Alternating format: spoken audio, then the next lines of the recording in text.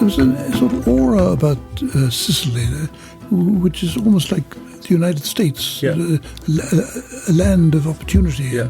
And, it's a bit hilarious thinking of it now, but people headed for Sicily to make a new life and that sort of thing.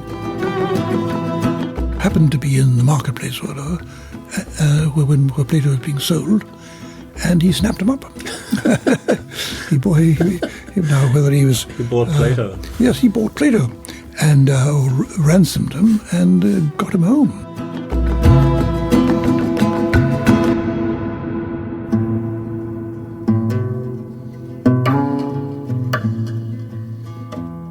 Welcome to the Cassandra Voices podcast, an Irish home for independent journalism with a global perspective.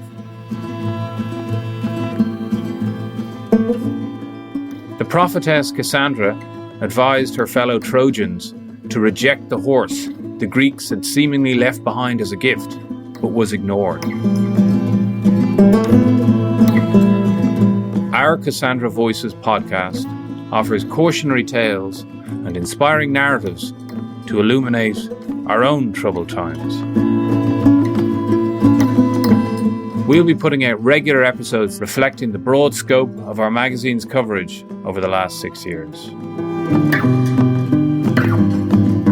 Thanks to the Loafing Heroes and especially Bartholomew Ryan for the use of their track Ro Goira from the 2019 album Meander Tales.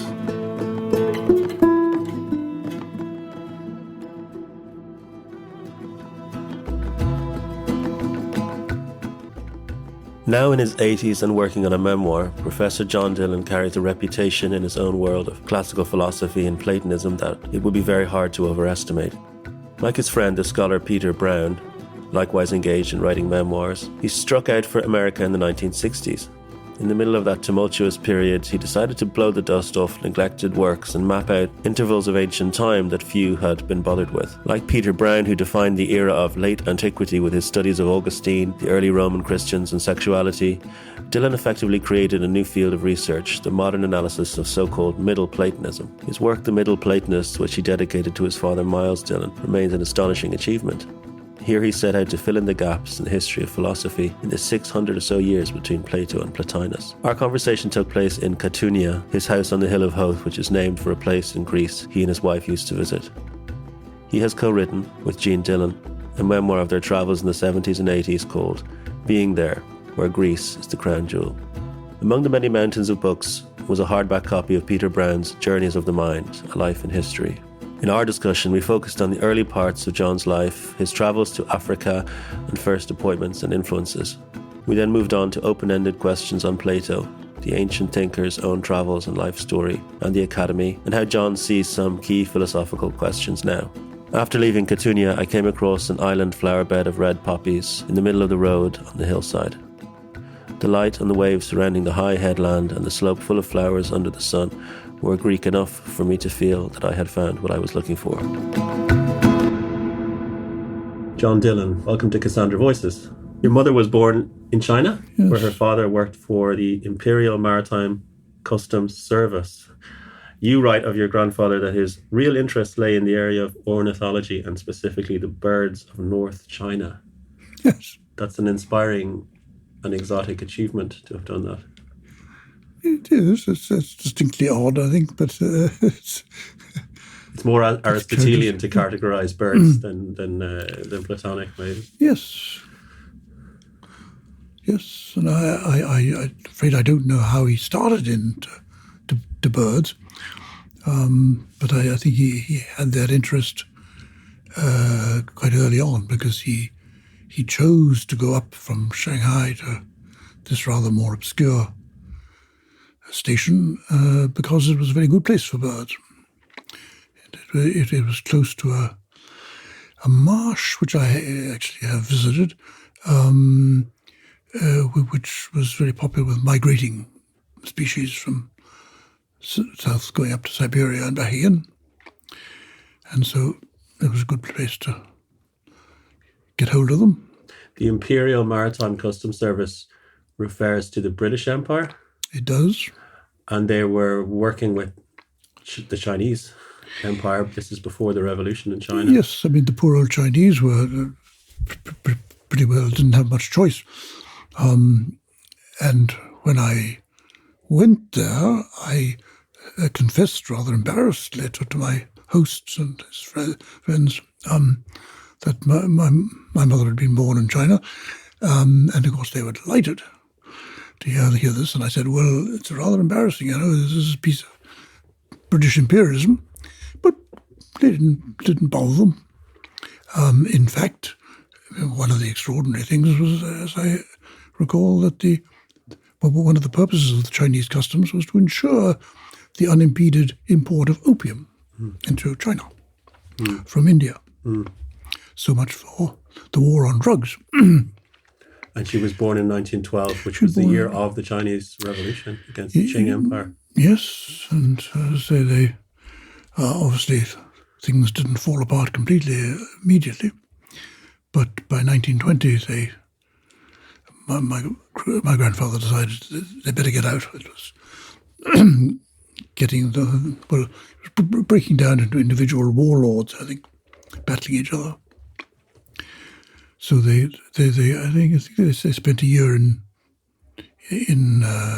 Vietnam on the way back for whatever reason. She always remembered. Maybe he wanted to see more birds. Vietnam was probably a good place for birds. She remembers it warmly as a lovely part of the world. And then home to County Wicklow. Of course, it wasn't home for her. She's never been there. And off to boarding school. I see. And then, so you were destined to be born after another journey. Which was off to the USA. Yes. To Wisconsin. Yes, very strange. University of Madison. The lake. Land of lakes, right enough. Yes. Yeah. So, and that's where you saw the light first. Yes. In what I remember is a pleasant neighbourhood, not far from the university. And your father was, as then and as he would continue to be, an expert basically in Celtic studies. Celtic studies, yes. Yeah, and it happened, there was a concatenation of circumstances.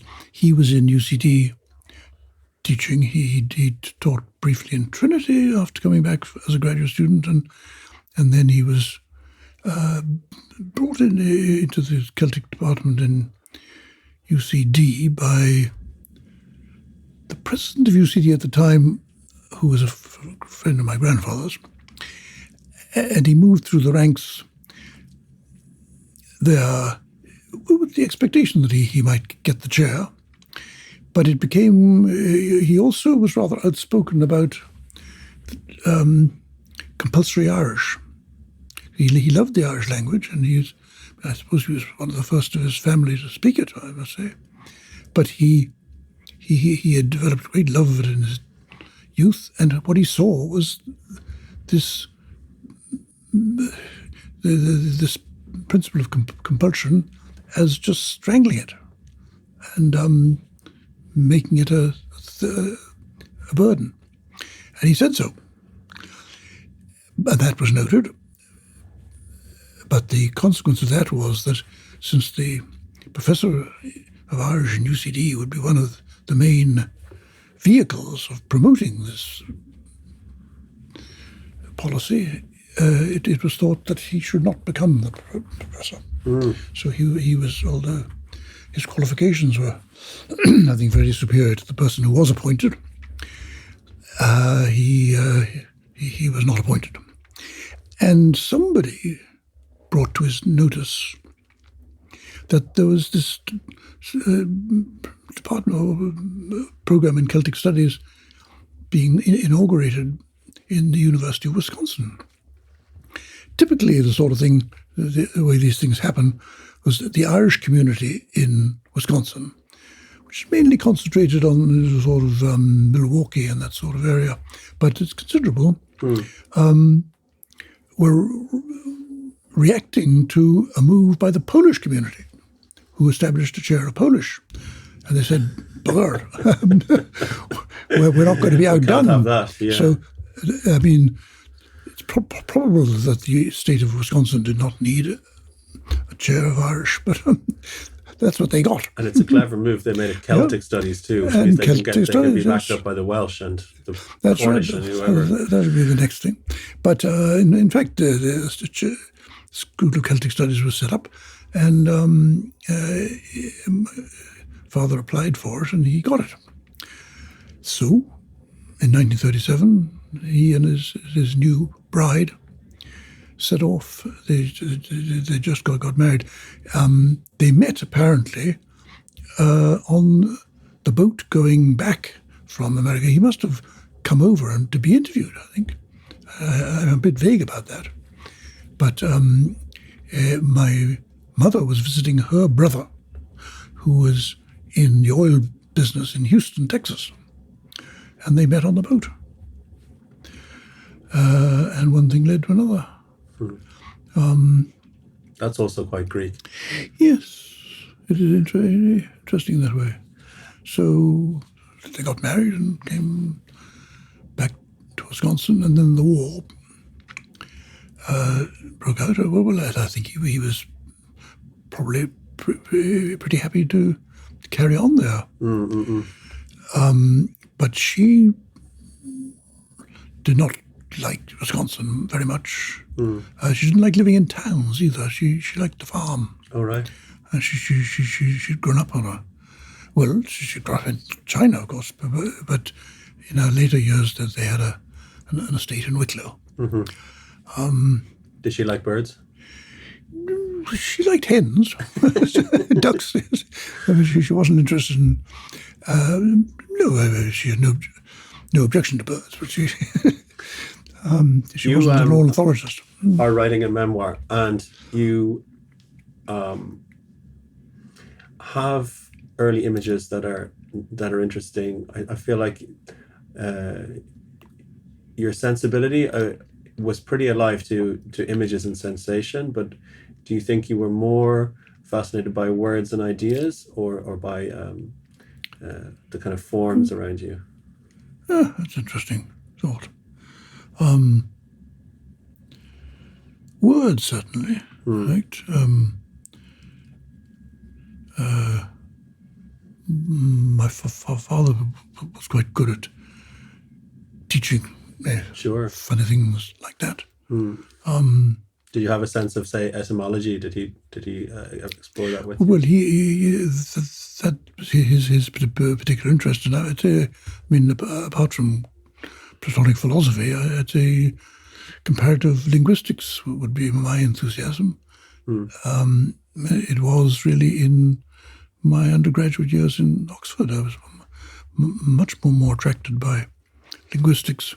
I was a very good professor of it at the time. And they were just, he was much involved in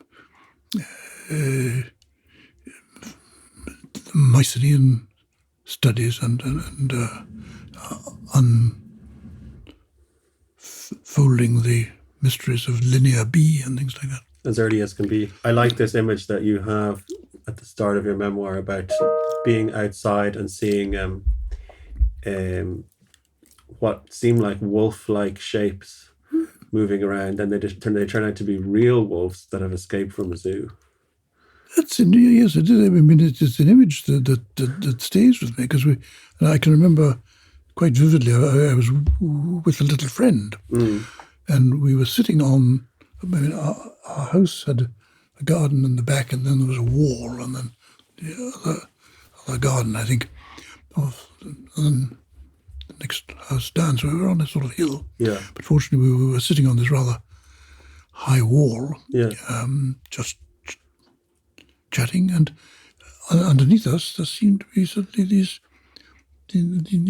these wolf-like forms just snooping around.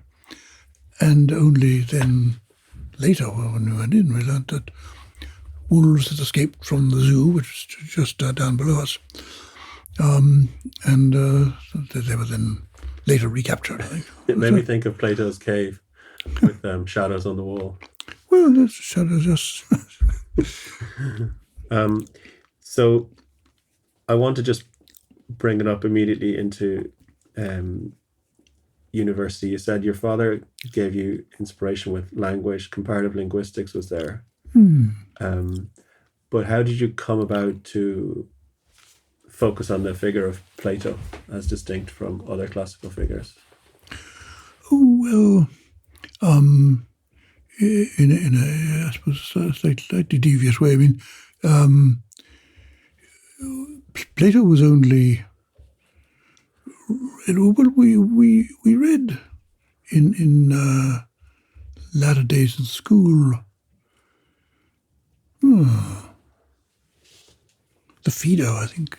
We read some Plato to prepare for A levels, but then in college, the first half of the classics degree, we did not read Plato. It was only in the second half, which is the sort of philosophical part, that you did ancient history and philosophy. And then it was so skewed in the direction of linguistic analysis and that sort of philosophy that Plato was passed over rather hastily. And you could do the Republic or the Theaetetus and Sophist. And the Theaetetus and Sophist were really for more serious philosophers. I did the Republic. I was more interested in politics, I suppose, and Plato's politics instead of Plato's Nicomachean ethics. And that was all you did of ancient philosophy. You jumped from Aristotle to Descartes. Nothing late antiquity or anything of that sort. And Plato was handled rather delicately because there were so many aspects of Plato that were a bit at odds with the ethos of the philosophy then. But it happened that, and I forget how it came to my notice first, that my father, in his early year, in his 20s and so on, had been, a sort of junior member of the what one might call the afternoon tea and reception circuit of Dublin, and there's people had at homes, and he would have attended at homes in A's place, and in Stephen McKenna himself, but he met Stephen McKenna anyway as a rather older person, and Stephen McKenna's translations of Platonism were inspirational for you later. That was the start of things. He had, and well, we still have them somewhere. The originals, and I was sort of intrigued by the situation of Plotinus and his works. So quite early on, I developed a kind of sentimental interest in him, and it was the antithesis of what we were doing otherwise in philosophy. So I did what I did what I had to do, but I really wasn't. It seemed to. I mean, the advocates of logical positivism and linguistic analysis are fanatical and ferocious in their. I remember there was a distinct feeling that things like German idealism from sort of Hegel and Heidegger and that sort of thing were to be shunned completely. That's what caused 2 world wars, that sort of stuff. Krauts. And modern sort of French philosophy, we wouldn't be bothered with. Yeah. So continental philosophy was sort of out, and the at this point we're talking about Oxford. Oxford, yes. We had interesting professors, Gilbert Ryle and Freddie Eyre and Isaiah Berlin I particularly liked.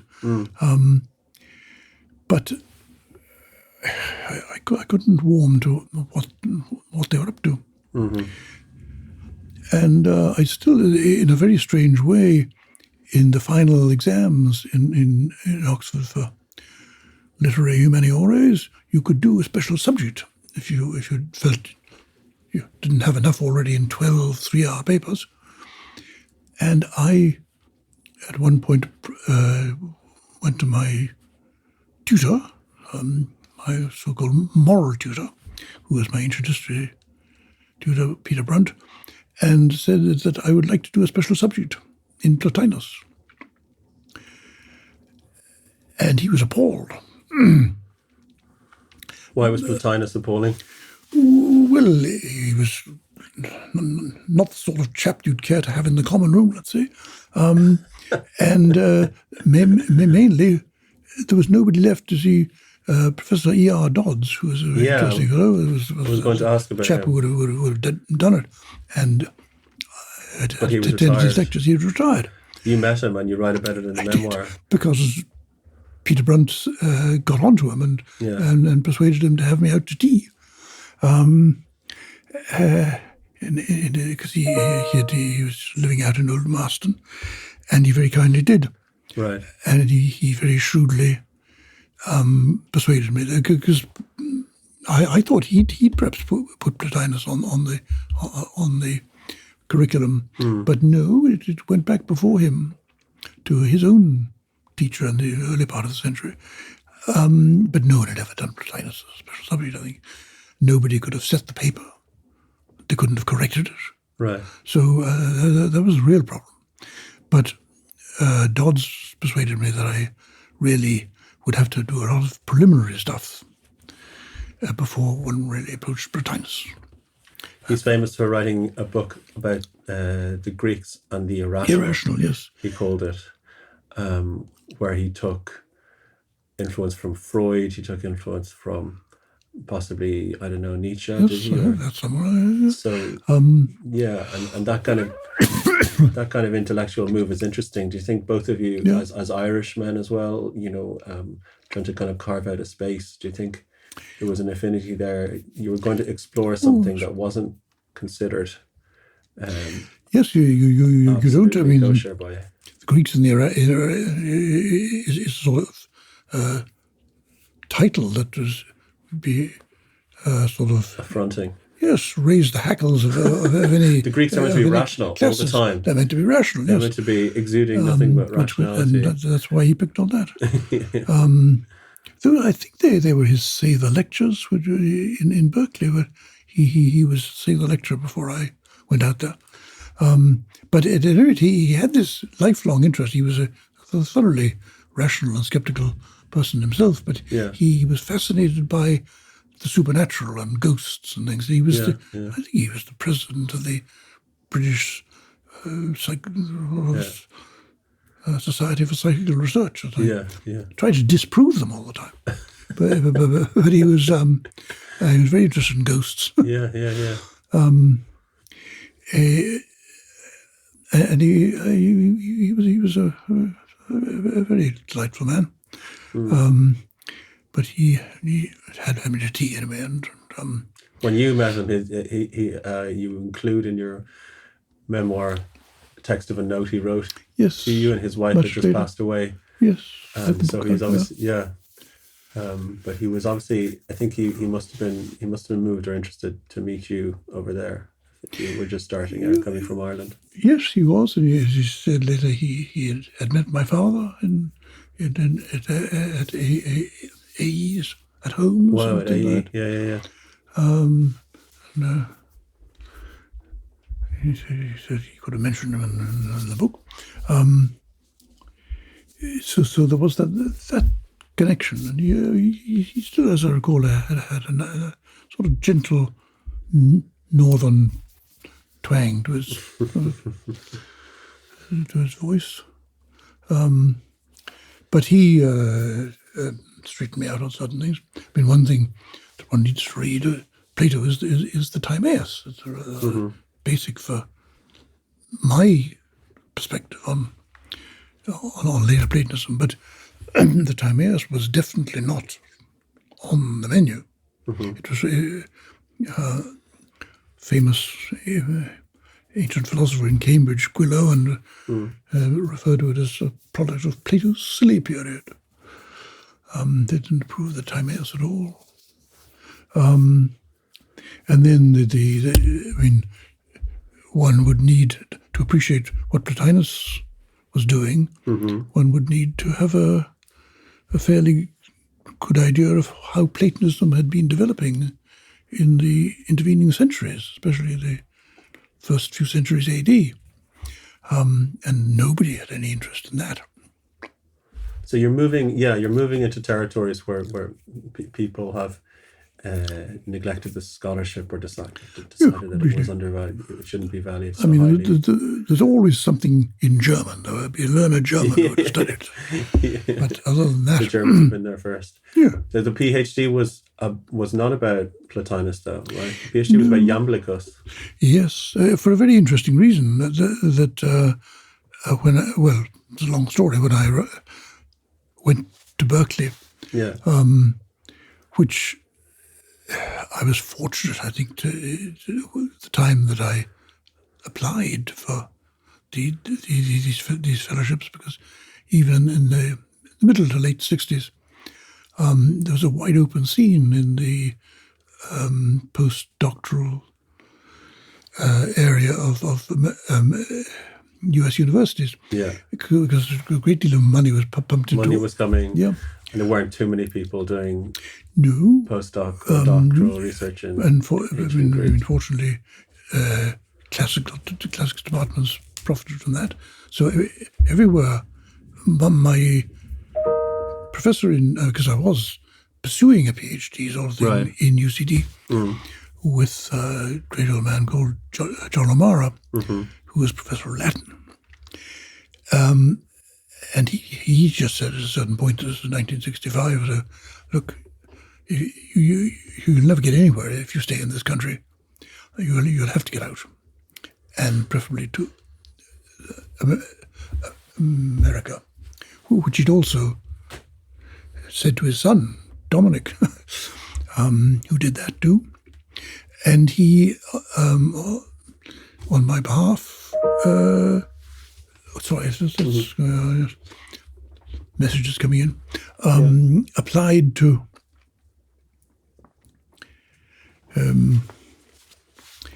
three universities that he had friends in or knew.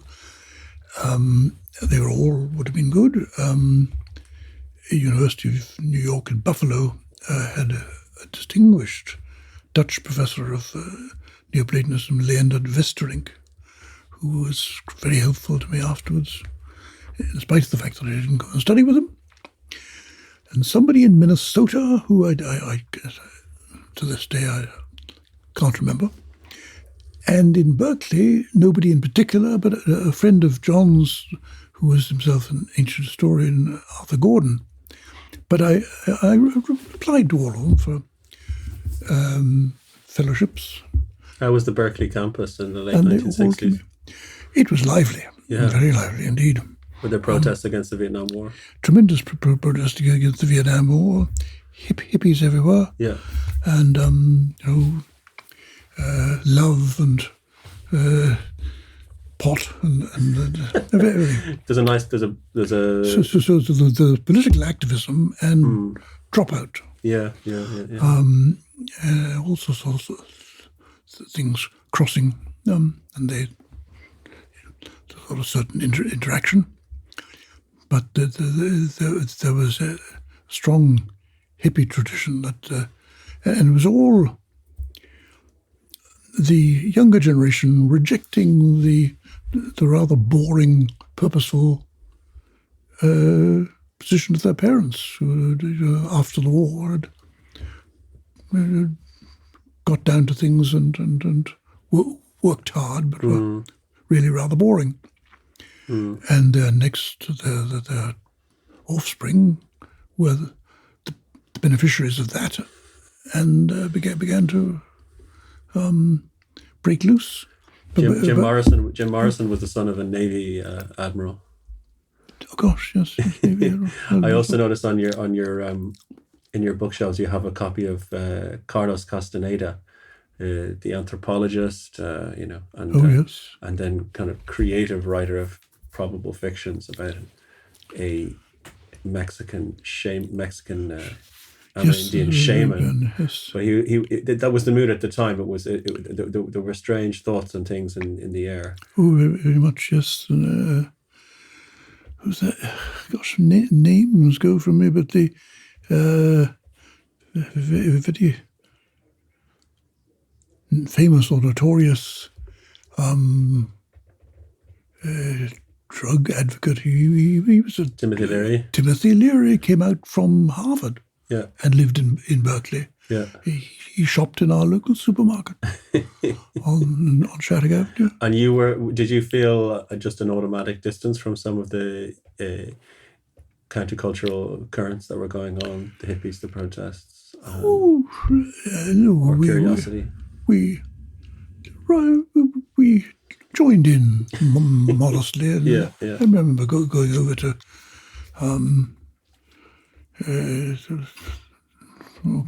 in San Francisco, not North Beach, but and then parading around with hippies, and all down Telegraph Avenue, on the south of the campus, and the People's Park, full of people. But see, there had been, just before we arrived, there had been the very worthy and high-minded efforts to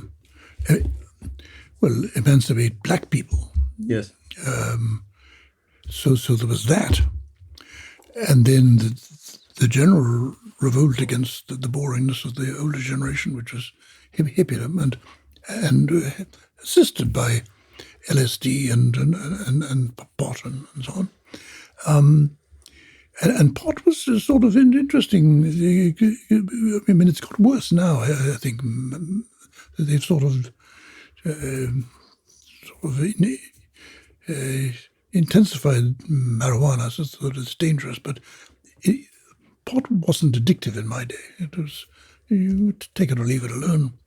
Do you think that any of these, we can talk more, I hope, in detail about things like the soul and about rebirth, reincarnation, or near death, which you spoke to me about before we started the interview. But do you think that there's any truth in the idea that some use of drugs, like psychedelics, like stronger things like this, can actually access some of the truths of the soul, the spirit, the mind that are actually described in philosophy and mysticism?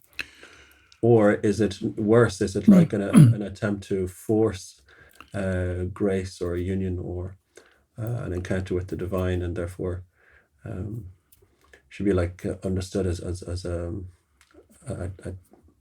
terrible mistake? I wish I knew a little more about it. I think the things like LSD and so on can stimulate the temporal lobe, so that the brain. Aldous Huxley chose to be open things up. Chose to be delivered LSD as he was passing away, and he thought that it had something of a spark there. But I also have my doubts about it. I thought Carlos Castaneda was great, but I also thought it was a strange invention. I wouldn't know where it would lead. Tell me about Iamblichus, because Iamblichus was actually your. That was the thing. My supervisor, Dr. Vater, would have to be the professor of Greek philosophy there in Berkeley, who was Gerson Rabinowitz.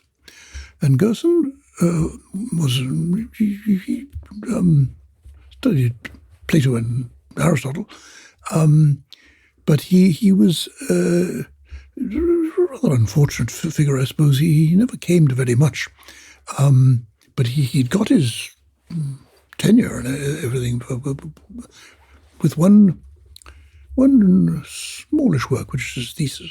He was studying under Harold Chernus, who was a very distinguished Platonist, but of the very skeptical type. He didn't approve of sort of mystical aspects of Plato, and he was particularly strong about condemning the unwritten doctrines of Plato. There were certain principles there, and there was a kind of tradition there.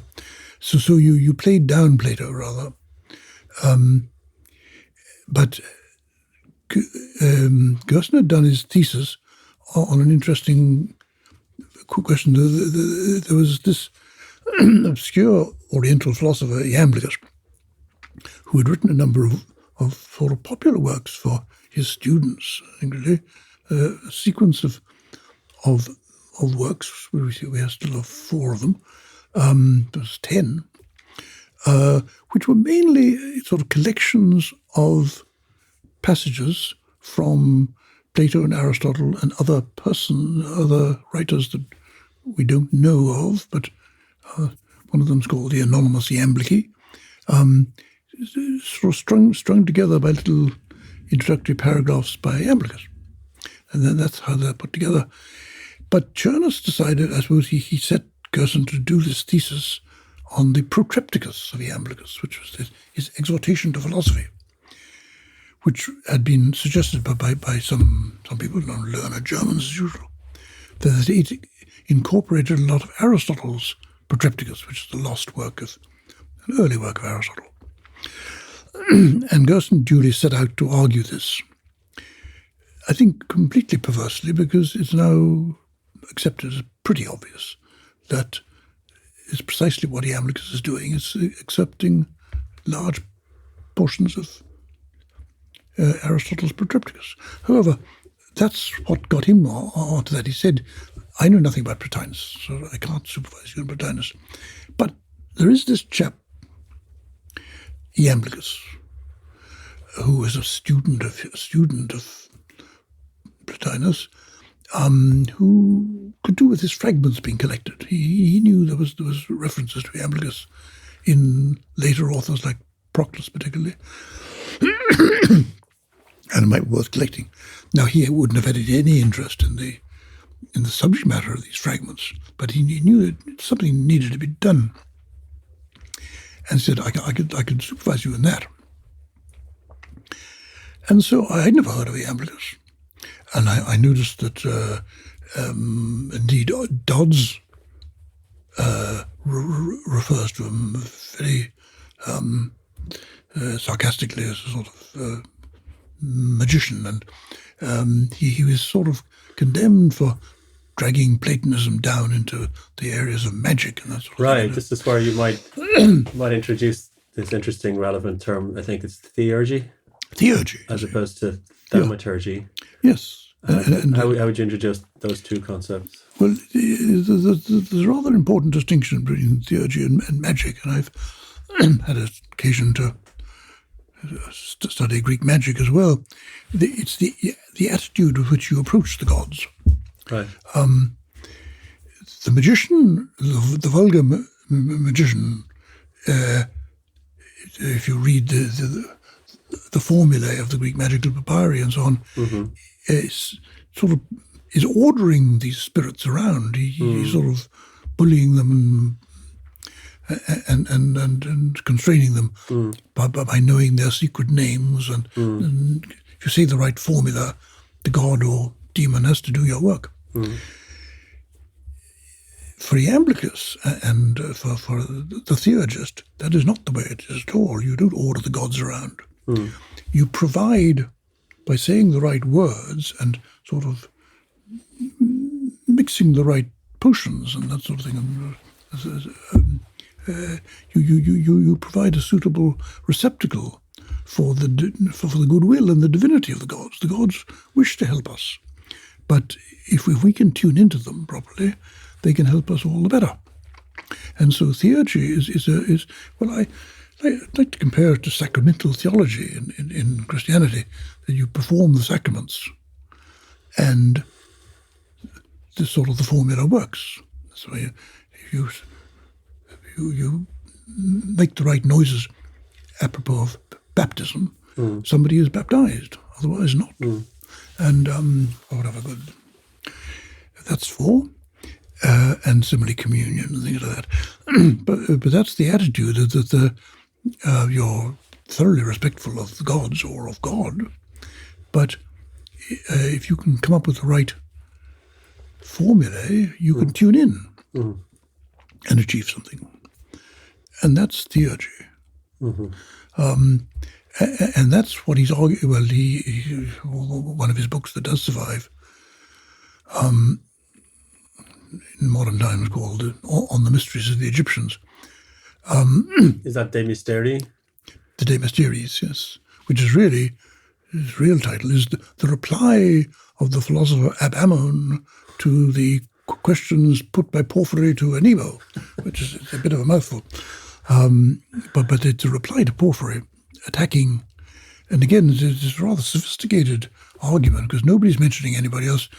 Porphyry is attacking his former pupil, Iamblichus, for this theurgic attitude, and Iamblichus is replying to his former teacher, laying it on the line that if you want to really connect with the gods, you have to you use the right formula. You can't just sort of think about them, which is quite un-Platonian and so on. But it's not necessarily dragging Greek philosophy and culture down into the depths of superstition and that sort of thing. And that's how Dobbs, he was recently, thoroughly in touch with his times. He reasonably thought you could condemn Iamblichus. But I think everything has been duly sorted out now. Where was Iamblichus from? Well, interesting guy. He was from Syria. I managed to visit his home place. I got the wrong home place first. There's a Chalkis in Lebanon, but there's also a Chalkis up near Aleppo in Syria. And he was, it's obscure, but he is of an offshoot of the royal family of priest kings of Emesa, which is Homs in modern Syria, who were around for a good many hundred years. And they were all called Sampsigeramus or Iamblichus. So he'd be a man who was a Syrian aristocrat and conscious of that. And that, I think, affects his attitude to things. But to say, like more or less all ancient philosophers, he was a tourist in search of philosophy. He had to travel. We don't know. I in my book suggested he might have studied with a fellow in Caesarea on the coast of Phoenicia, but I'm not sure about that. He studied with somebody called Anatolius, who in the Greek says that ta deuter pheromenos to Porphyry. He sort of held second in command to Porphyry, but that would really mean being sort of in Porphyry's school. We don't know anything about this Anatolius, but he studied with Porphyry as well after Plotinus' death. And that'd be around sort of the 290s or so. So he journeyed to Rome. I mean, one would have gone to Athens in the old days, but again, one of the small mysteries of later period is Plotinus headed for Rome. He didn't head for Athens at all, as far as we can see. And then you had this centre of philosophy in Rome for the period, but it died out really after Porphyry, and Athens resumed. Athens and Alexandria were the two places you normally go to study. But Iamblichus went to study with Porphyry, who was himself a Phoenician from of ghost of. Porphyry means purple, right? And the Phoenicians Yes, created the purple. Yes, his name was Malchus, Uh-huh. actually, and this was a kind of sort of humorous nickname proposed for him by another of Plotinus' students, Emilius, and he stuck with porphyry. But it just means, as you say, purple. He was called Basileus. Emilius nicknamed him. Another nickname. Basileus, king because Malchus means king. Milk or Malach. See, and Yamlichus, Yamlichu, means God is king. Okay. Or yes. There's an interesting contradiction here between the philosophers who are moving around, who are mobile, and who are in a sense tourists, or they're merchants, or they're picking up ideas and moving around the Mediterranean world, exchanging them back and forth from Rome to Greece, from the Levant to North Africa to mainland Europe. But there's an interesting question here in philosophy, I think, between people who are just mobile like this, and drifting or navigating, moving, and people who want to found something and create a school or institutions or a legacy. And there's a question over Plato, indeed, as to whether he, to what extent he wanted to share and found a philosophical tradition. Did he, for instance, when he went to Syracuse and interacted with Dionysus, I think two kings called Dionysus. Well, Dionysius. Was he? So he was there to impart something, but was he trying to actually instantiate like a polis with a philosopher king, or was he just there to share ideas? No, I think it's interesting for a reasonably sensible man, such as I view Plato as being, that he was so intrigued by the possibility of really instantiating his dream of a philosopher king, that he was prepared to have a go. Now, there's further complications. That the first time he visited first southern Italy, and then got an introduction down to Syracuse to meet Dionysius' second's brother-in-law, Dion. Yeah. And Dion, I always rather feel that Plato had a bit of a crush on Dion, which disturbed his judgment. Why? Because the possibilities of converting, you might as well be trying to convert, well, I should say Trump as a possibility, or Boris to higher thoughts. And he was deluded into that by his love of Dion. I think, yes, Dion thought, and he was an optimist as well. He thought that one might be able to talk Dionysius into being a philosopher king. And was it because Syracuse was a kind of pioneering new frontier for Greeks? Yes. And so the idea was that the new place will be shaped according to our innovative theories. And there was a sort of aura about Sicily, which is almost like the United States, a land of opportunity. Yeah. And, I mean, it's a bit hilarious thinking of it now, but people headed for Sicily to make a new life and that sort of thing. And poor Plato ended up enslaved briefly, right? He was trying to escape. Yes. Pirate ship. Yep. That's the story as it comes across. And it's possibly true.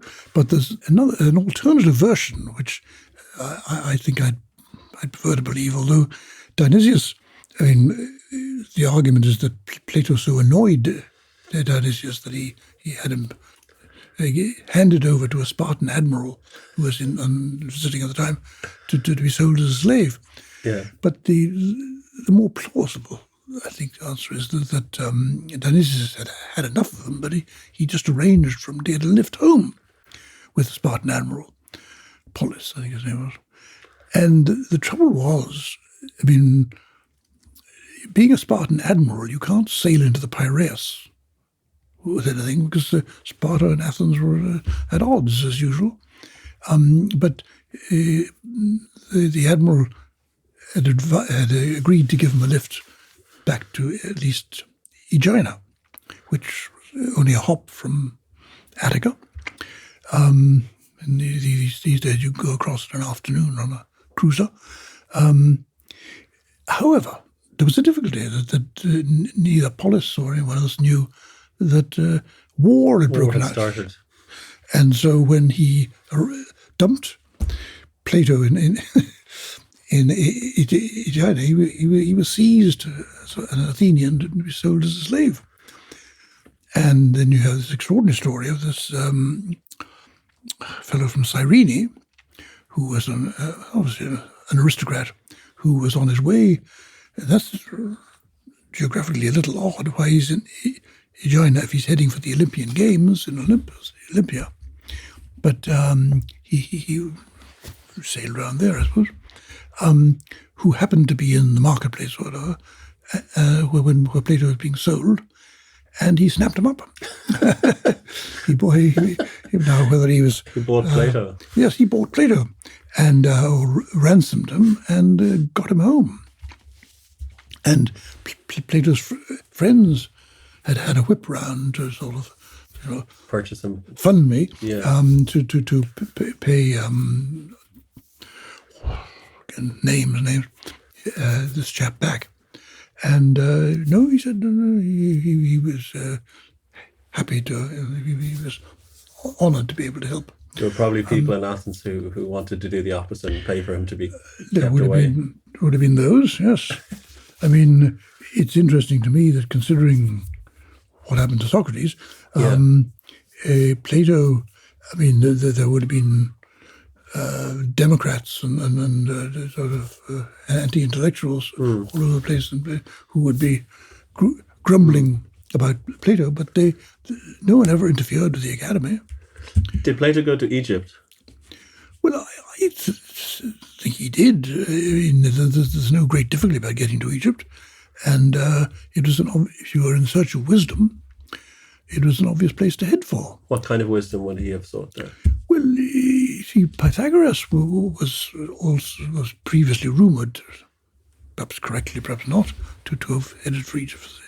Well, it was the Egyptian civilization had been around for thousands of years, and they must have accumulated wisdom about first principles and the nature of God and the correct form of the state and that sort of thing. And even if they didn't have a very clear-eyed idea of what Egyptian wisdom was, it was the thought that they must have it. But I just fairly recently composed a paper about that, Plato and ancient wisdom, speculating that one thing Plato might well have picked up from the Egyptians was the concept of the triadic division of society, which he propounds in the Republic. In his ideal state has three levels, or they are levels: the kingly, the military, and the productive levels. There's no trace of that in Greek thought, really, or Greek or Roman. But what interested me was the idea of a triadic division of society is deeply rooted in Indo-European thought, as manifested in Ireland and India. You have quite clear triadic division of society between a ruling function, a priestly, prophetic function, and farming, productive function. But Plato can't have known about that, really. What about poets? But he wanted. Are they to be expelled? Oh well, yes, he did prove that. He just picked from experience of Aristophanes and people like and Euripides and so on. He wouldn't have approved. I don't think he necessarily got that from Egypt, but there was this persistent feeling. I mean, he'd wanted to then, and Plotinus wanted to do the same, of course, to move on east and learn the wisdom of the Magi, and then of the Indian Brahmins and the naked philosophers, gymnosophists. But he never got that because there was war. What about the interpretation of the Republic as a metaphor for the soul, the structure of the interior of the human being? That's how he presents it.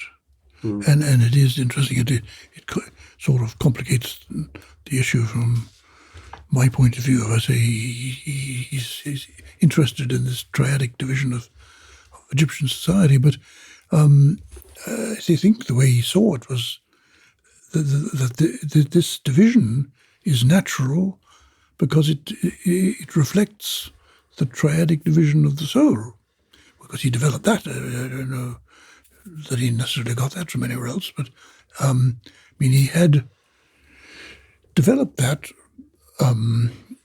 between, I'd say, the Phaedo and the Republic. There's a certain point that he just has a contrast between soul and body, and there are all sorts of lower instincts, and either instincts such as anger or self-aggrandizement and lust and that sort of thing are products of the body impinging on the soul.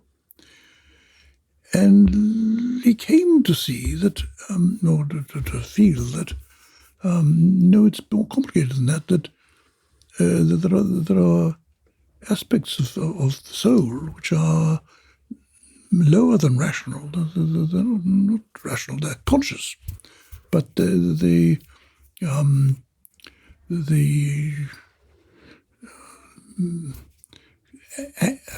I want to say? The self-assertive function, which produces anger and self-aggrandizement, really, and the appetitive function are parts of the soul. And so the soul is tripartite. And once one realizes that, one then has to train the lower parts of the soul to be subordinate to the upper parts of the soul. Is this where the charioteer? Yes, and the two horses. And yes. The horses. Yeah. And again, that's an image which, in this same article, I don't know where he could have picked it up, but it occurs in the Upanishads. The soul is compared to a chariot and horses, and we don't have it. I suggest that there may have been a Persian version of that, but it's very interesting that that image should come up in the Katha Upanishad. So you graduated and you were adventurous enough to find your way to Ethiopia. Yes. To Kenya. Yes. And you interviewed Jomo Kenyatta and Charlie Haughey. Yes. And Charlie in his day. How did they compare as statesmen, Jomo Kenyatta and Charlie Haughey? Oh, well... one is a successful revolutionary. Yes. Not such a great statesman. Jomo was a most imposing figure, a grand old man. But at the time I interviewed him, and Charlie I interviewed he was starting when he was one of the young tigers. Yes. Although we were his neighbours for many years in Port Monaco. Amazing. You've written about your time in Africa in a book, The Scent of Eucalyptus. Yes, somewhat sort of dressed up a bit, but the main features of it are accurate enough. How was Africa at that time? Kenya and Ethiopia were newly independent, I suppose. I mean, Kenya. considering what's gone on since, we had a pretty privileged life after all, I suppose. You see. But it happened. I certainly, after college, I just wanted to get away somewhere different. Really different, And it happened that a cousin of mine, on my grandmother's side, the Matthews with one T, were English by this time, but originally, Welsh, but in an Irish family, related to Father Theobald, who was a great uncle of mine. But anyway, my cousin, Sir Charles Matthew, was, at the time of this, 1960 or so, legal advisor to the Emperor, Haile Selassie, and another cousin I had in Oxford. What you are listening to has taken time and resources to prepare. It is a collaboration of committed journalists. Please, if you can, share, subscribe, or support this podcast in whatever way you can.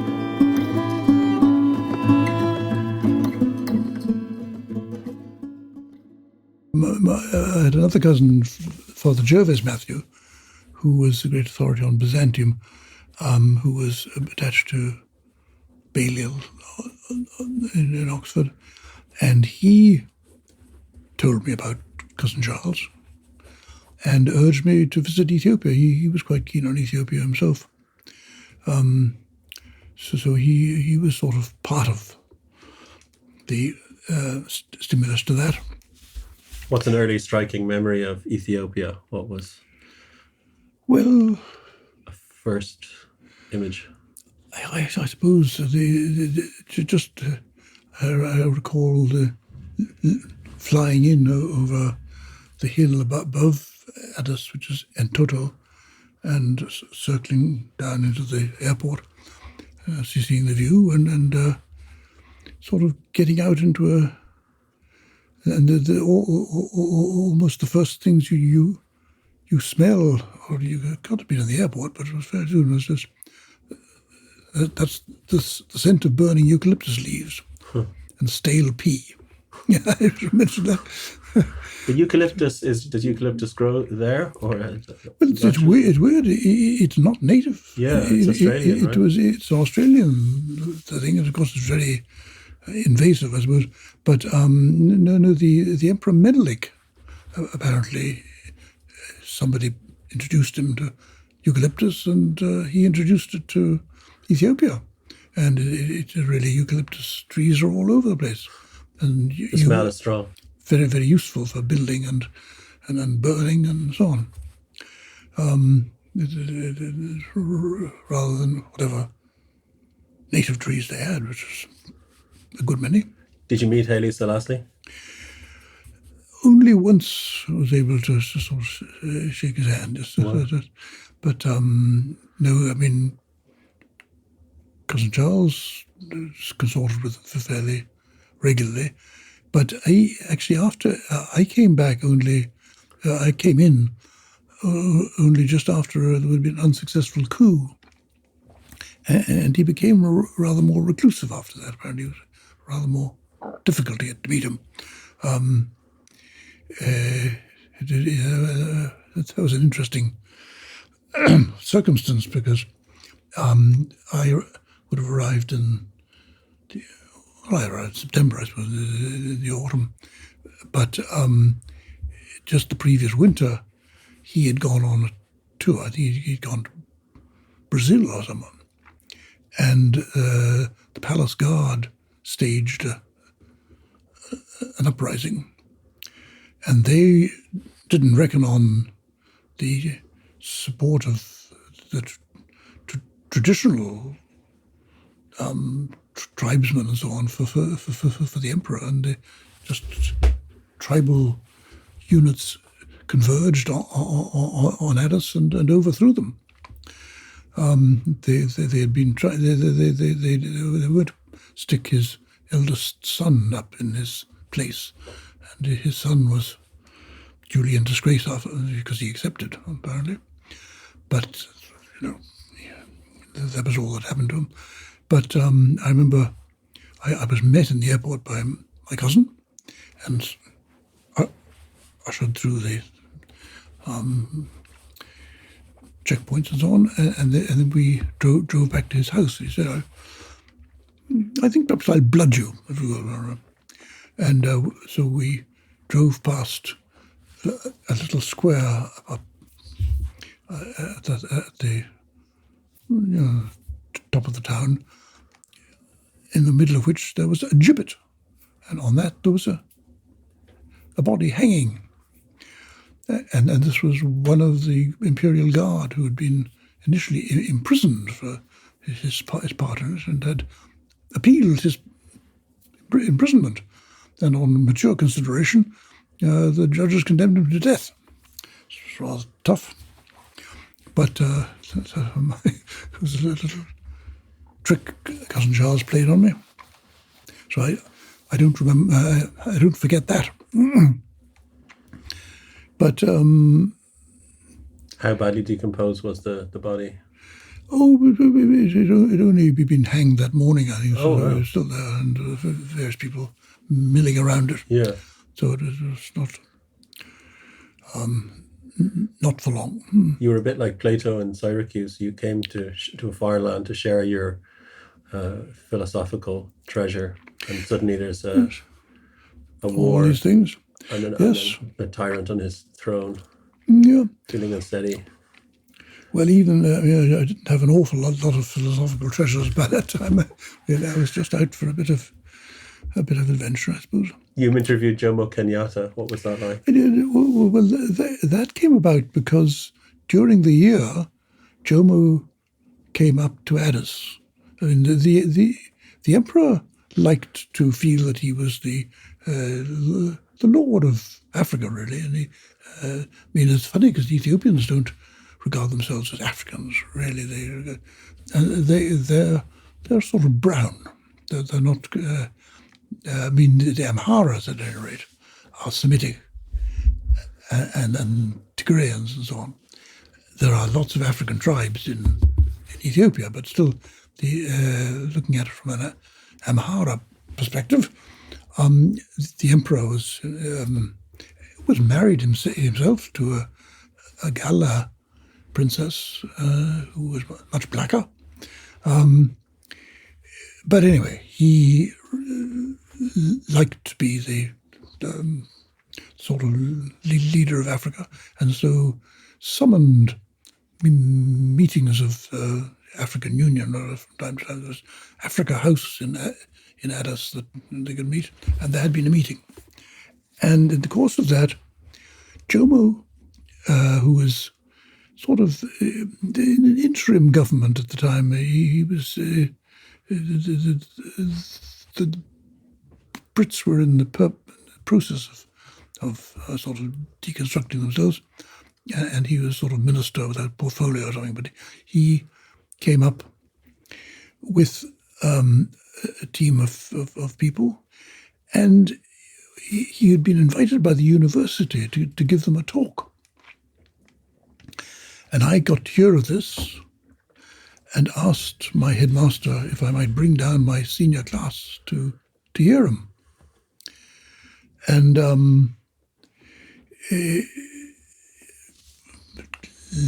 Leslie Casman, who was the headmaster, didn't much approve of Jomo. So, right. But he said, okay, well, if you really feel you'd like to do it, by all means. So we went down to hear his address. And while I was there, I met one of his aides called Thabo Mbeki, I think his name was, and had a chat with him. And he said to me at the time, if ever you get down to Nairobi, give me a call, and I'll get you an interview with with the mzee, as he called it, the old man. And so I hadn't any immediate plans to go down to Nairobi, but I made a note of that. And in due course, in the summer of '62, everyone was deciding what they wanted to do for the summer, because we wanted to get, it's the rainy season in Addis, and preferably you get out somewhere. And I thought of going home, and I thought, then I thought of going to Yemen, and there was another possibility. And then one of my drinking companions asked me would I like to drive down with him to Kenya and see East Africa. And he was going to try out a Citroen Ami 6 he'd got hold of, which is the most unsuitable. It has great suspension and stuff. And he was going to try out this car, driving down about the worst road in the world. And he had an arrangement with Citroen that he'd write it up and they'd pay him for this and that sort of thing. So I thought that this was a fascinating idea. So Arthur Blinky and myself set off down this awful road, which the Italians had blown up most of the bridges, and the Ethiopians had never put them back again. So you had to drive down into gullies and bounce across streams and get up the other side and so on. But somehow, and we went down with other friends who were in a much more sensible jeep or something. But we got there just about, down through southern Ethiopia, the northern frontier district, NFD, through Moyale and so on down. The car broke down in the desert and had to be rescued. But we got it down to Nairobi and got it fixed up. So in the summer of '62, I was exploring Kenya. And when you wouldn't want to drive through the NFD now, there's wandering Somalis. In fact, we came upon some wandering Somalis, and they were perfectly friendly. But it's a much nastier scene, and the whole place is a much nastier place. I mean, we stayed in modest Indian-run hotels. We didn't go to the posh places, and were in down market neighborhoods, and came to no harm. And then, after a little while in Nairobi, I had a sort of contact in Nairobi. The daughter of our doctor in Dublin, called Jessup, was married to a young fellow in Kenya, and they ran a farm in the White Highlands, and I got in touch with them. But in the meantime, Arthur and I drove down to a place called Malindi on the coast, which was a bit of a resort. And Arthur, being a bluff Yorkshireman, he just wanted to get into a good pub and have a few pints and play darts. He didn't want to go very far. He had this great idea of driving down to Kenya, but that's what he mainly wanted to do. And so we found this congenial hotel in Malindi. We actually were camping we had a tent on the beach, but he would adjourn to the bar for most days, and I hung around for a couple of days, and I got bored, and went down to the port and managed to hitch a lift on a dhow up the coast to Lamu, which is an interesting old town, founded by the Arabs, on the borders of Somalia. Again, you wouldn't want to be there now. And then, how did I get down? A bus, I think. I got back to Malindi. Arthur was still in the bar playing darts and so on. And I decided to set off again down to Mombasa. And actually, I interviewed Joshua Nkomo there. He happened to be in town, running Northern, well, what do I call it, Zambia. and wrote that for the Irish Times too, I think, but I don't have it. And then went to Zanzibar, and then came back to Malindi, and then we finally went back to Nairobi for a bit. And then I decided to get in touch with Mbeki. And he said, yes, well, come round tomorrow morning or whatever, at 11 or whatever, and I'll get you an interview with them, say. And so he did. What did you ask him about? Well, as you read, I was totally overwhelmed, actually. I mean, I'd heard him speak. Well, also, I went to a Kanu rally, because Mick said, well, there's an interesting event happening in the evening, the evening before. There's going to be a reconciliation between,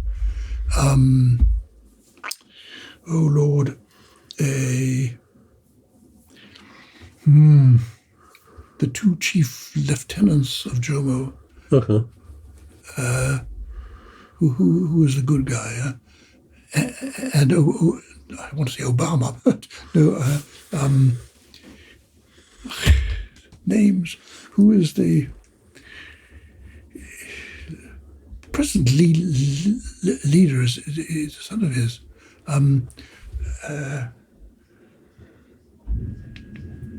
Anyway, they were fighting amongst each other. They were fighting amongst each other, and this was to be a reconciliation, and Jomo was going to bring them together. Yeah. And in the end, the more radical guy didn't turn up, and so it was a bit of a failure. But it was interesting. I mean, I went down into the totally native part of town.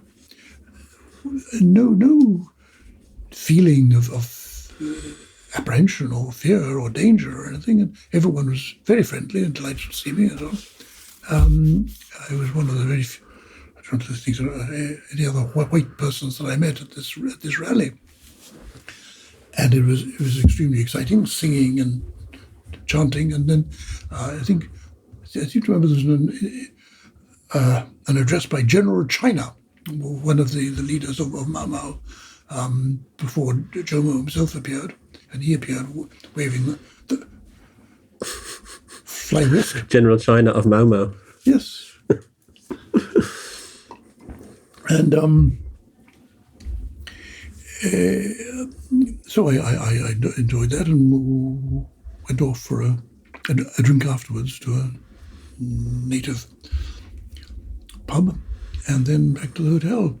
And then I went down to the government buildings the next day and was introduced to Jomo by Mbeki. And I asked him a few sort of idiotic questions, which I've listed in the article, because he was probably being rather philosophical about what Africa can teach to the rest of the world. And he said, I mean, the white races have forgotten the purpose of life. We must bring them back to that and teach them that.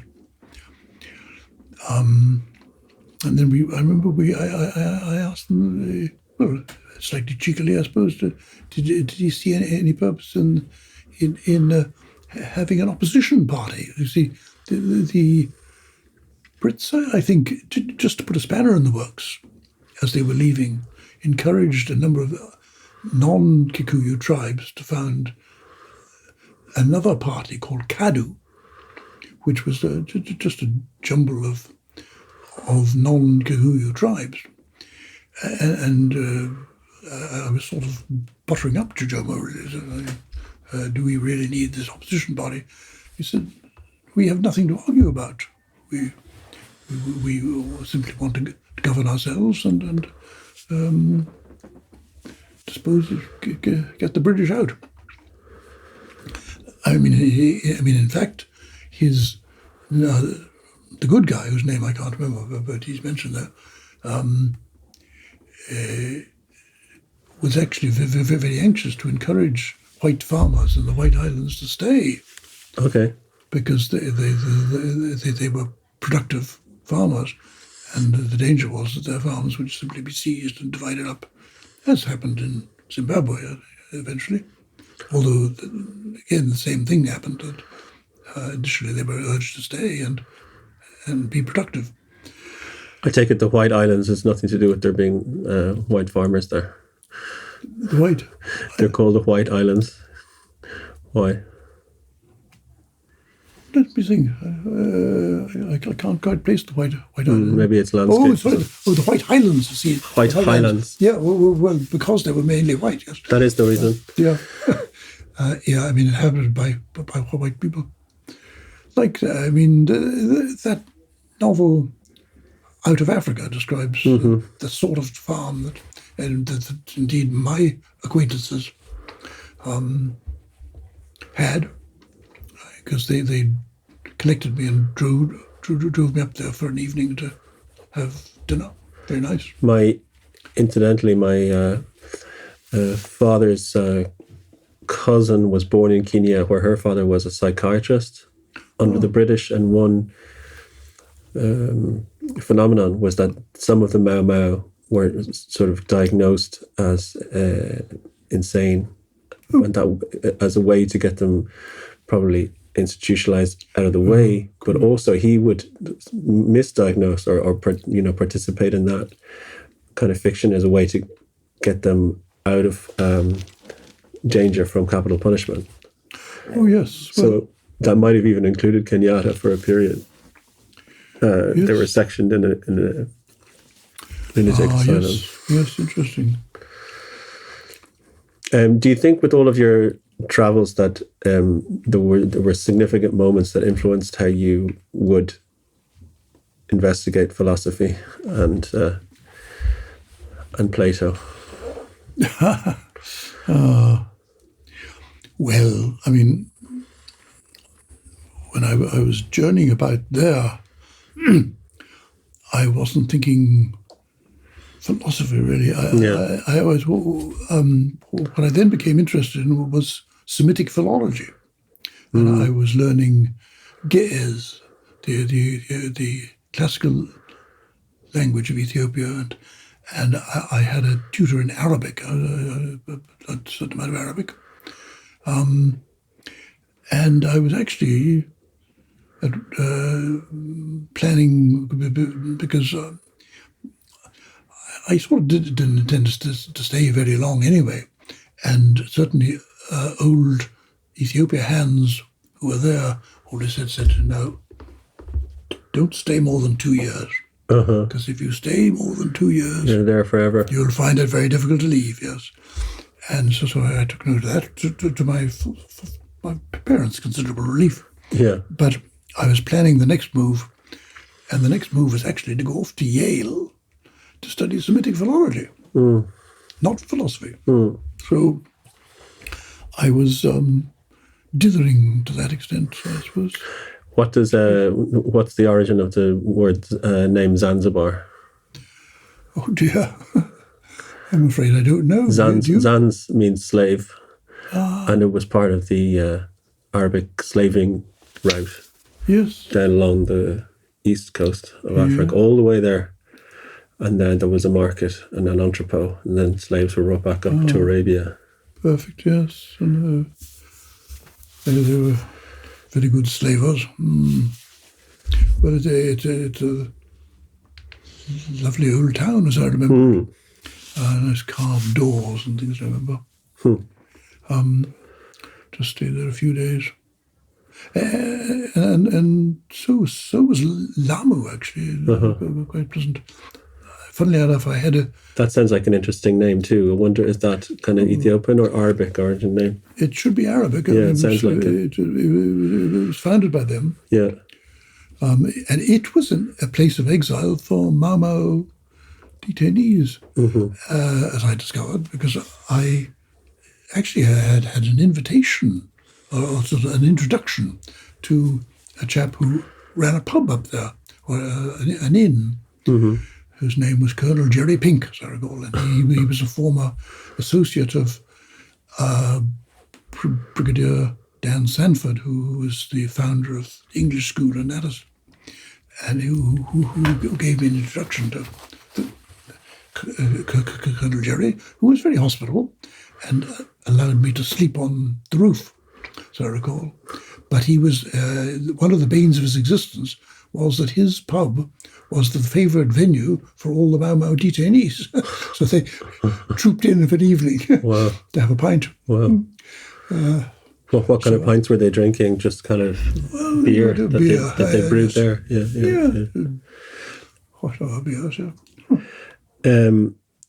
If Plato did found the Academy, we contrasted that earlier to his adventure in Syracuse, which didn't end so well, but he created the Academy, which in a sense exists to this day. But if Plato could see academia now, do you think he would recognize its workings, or do you think he would be estranged from everything that it does? What would surprise him? He'd be fairly estranged from most, because he would regard all the sort of scientific and unless they were very theoretical and practical things as extremely vulgar. Because, I mean, he felt you should inquire, certainly, into the nature of things, but dialectically. And so one was supposed to analyze the meaning of terms. And, I mean, one of the frustrating things about the Academy is that we know so little about what actually went on there. I mean, what do they do all day? There's some indication, and one can derive that indirectly from Aristotle and the topics and things like that, which seem to be sort of records of how things were, that people were set up in, perhaps in twos, with one person proposing a thesis or a position and one person challenging it, and with little guidance from Plato. And then we have some indication that there was analysis of species and genera. Speusippus was particularly interested in that sort of thing, his nephew. We have a comic portrayal from one of the new comedy poets of a session of the Academy, which is all available to the public if you wanted to go up and watch. Well, they analysed a pumpkin. But it's meant to be comedy, but it had some basis, we feel. We don't know if they collected texts. It seems like so much of it actually revolved around oral practice and well, you see, that's the trouble. Maybe memory. There must have been a library somewhere. But the feeling is that I think Plato had a modest suburban villa adjacent to the Academy, it seems, where one adjourned for dinner and that sort of thing. And in later times, the students apparently camped in the grounds in Xenocrates' day and Polemon's day.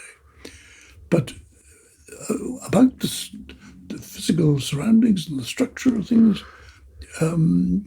we know very, very little. And it sounds from this particular comic fragment that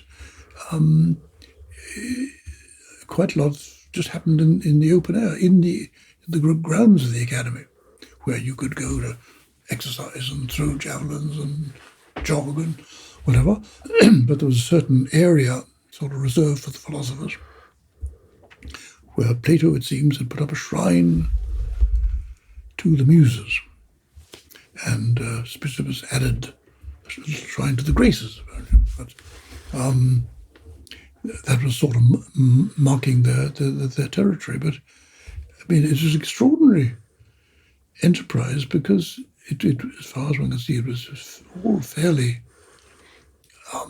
unofficial, and yet somehow, and this is one of these little mysteries I raised in that article, that the word got around the Greek world that there was this philosophical centre, and people came from all up and down Asia Minor, and Aristotle came from Macedonia, Stagira. Somehow they got to here. And you didn't have the internet in those days. So word of mouth was rather important. How would you feel now about if you were asked about the break between Aristotle and Plato?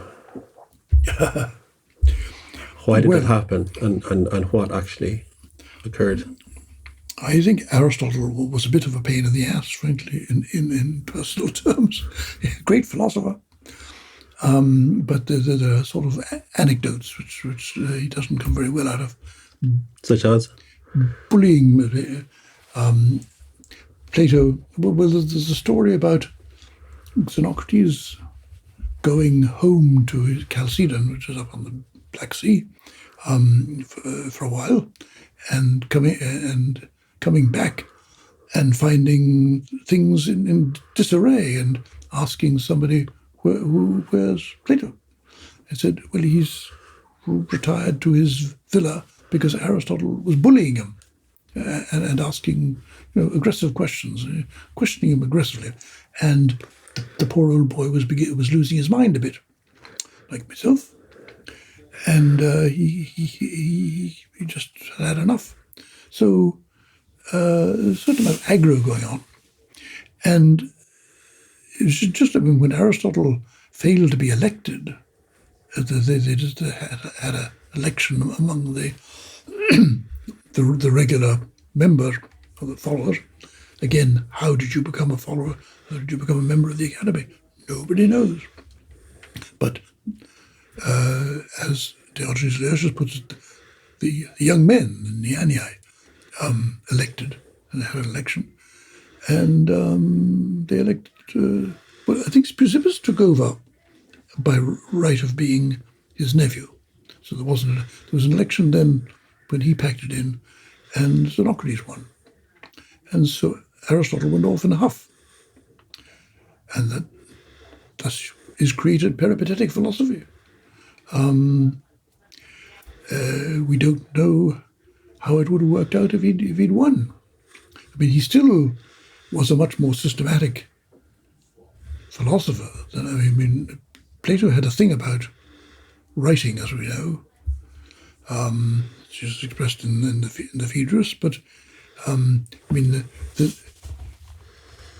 the dialogues of Plato are such a fascinating genre because they're a way of saying things without saying them or standing over them and allowing thoughts to be aired without becoming dogmatic.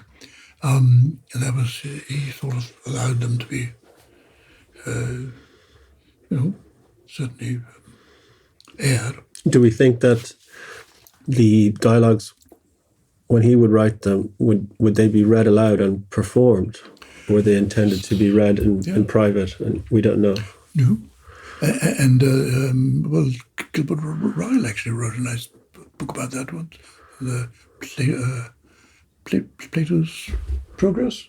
But we don't. One can fantasize that when he'd finished another dialogue, one had a public reading of it, and everyone acted their parts and that sort of thing. But we have no information about that at all. Is it anecdotal to suggest that the classical world used a lot of reading aloud? There's the story of... oh, yes. There's the story of, St. Augustine's mentor, the saint in Milan. His name escapes me. But anyway, he's... Ambrose? Maybe St. Ambrose. And he's meant to have innovated reading silently. And people actually didn't believe at first that you could read in your own head. Yes. They thought that you had to speak it out loud. Yeah. That was the norm, I think, to read out loud. Odd. But we see...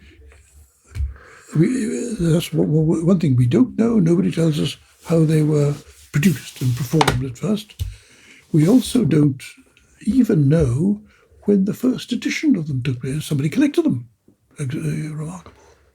And in the process may have added in a few that weren't entirely Plato's, but I presume Xenocrates was the man. I think at a certain point there was a reaction to Aristotle across town, who was producing treatises and laying down the law and so on, and sniping at the Platonists.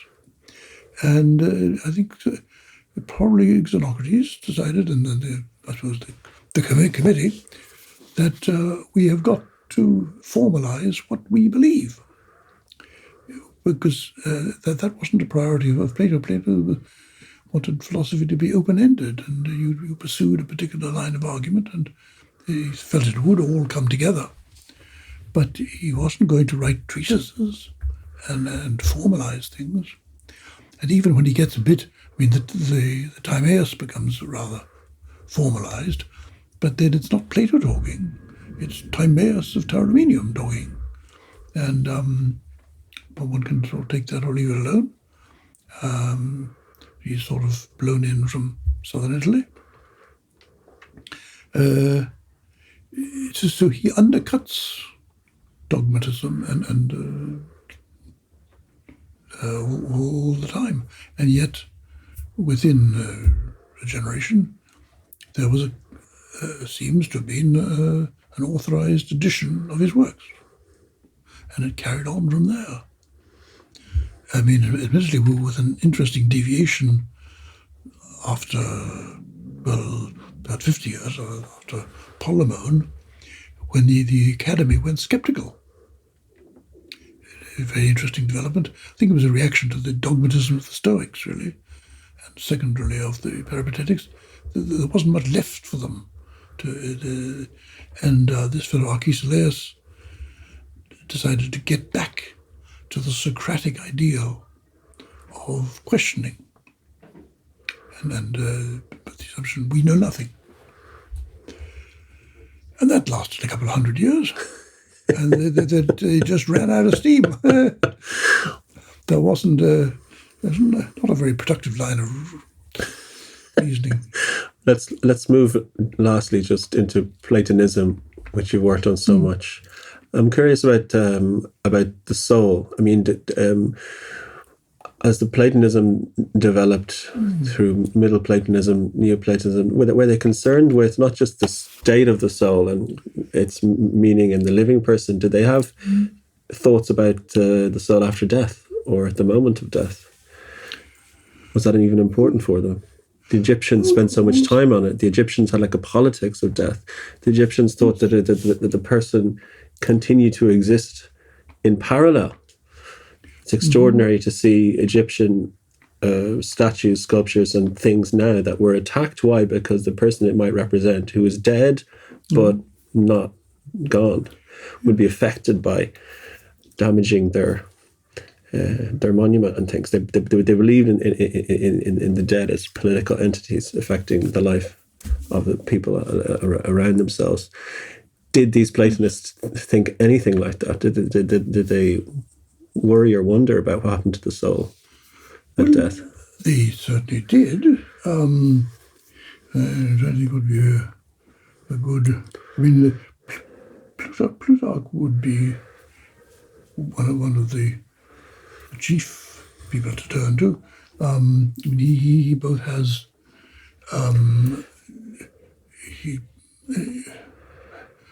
a number of his dialogues incorporate myths, which involve heavenly rides and ascending into the heavens and viewing things. But he writes on the production of the soul and the Timaeus and so on. And he said, it was axiomatic that there was reincarnation. Right. But there was a difference. Did they call that metempsychosis? Metempsychosis, yes.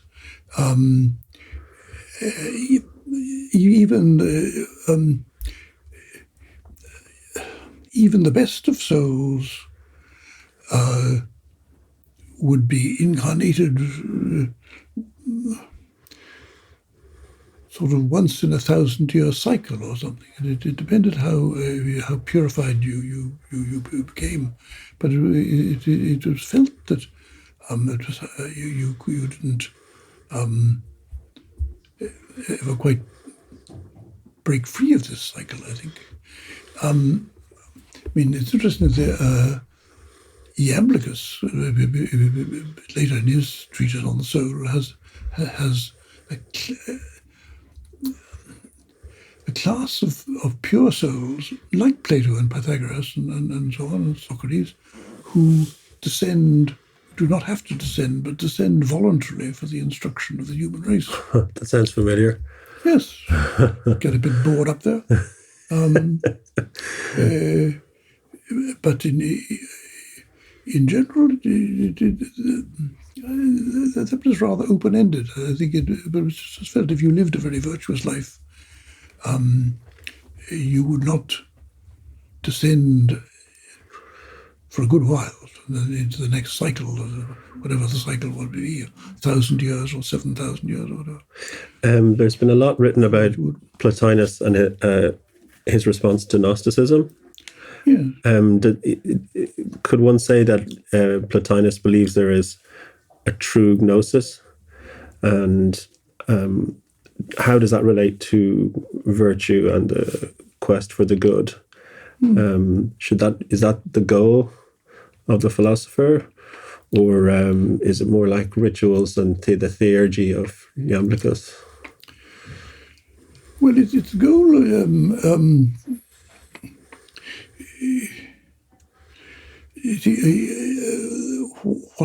What he objected to about the Gnostics, and also a considerable stream of earlier Platonism, including Plutarch and Numenius and so on, was a certain dualism, to believe that there was a positive evil force in the world, or disorderly soul, or that sort of thing. Plutarch argues for that quite vigorously from the Timaeus. And Plotinus had come to the conclusion, he would have grown up in that tradition, but he came to the conclusion that it was incoherent to postulate this, and unnecessary to postulate a positively evil entity. All you had to recognize was there was a tendency of the first principle to overflow. As a result of its perfection, it sort of bubbled over out of benevolence and so on. But the catch, or the problem, was that in producing something else, it had to produce something inferior to it, because it couldn't produce anything superior to itself. The one, or like itself, that wouldn't produce anything. So it has to bubble over. It has to produce something worse than itself, and this process has to go on, stage after stage, intellect, soul, nature, the physical world generally, until you reach a sort of 0 point, matter, which is negative and sort of, he will refer to it as evil, but only evil in the negative sense, that's the furthest away from good. And at that point, it has no further capacity to revert.